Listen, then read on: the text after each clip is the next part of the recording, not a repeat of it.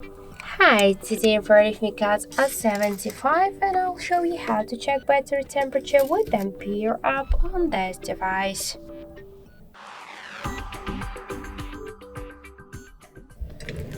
So to do that, we should first launch the Play Store application, and in the search bar we should enter the Ampere. Tap to search, and after that we should get this application. So tap the install button and wait a couple of seconds.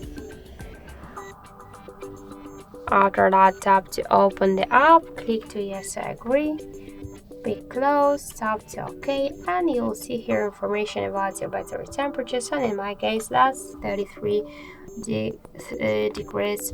And here sure you could find more information about your device like the level, health, capacity, model, Android version, and more other information about your phone.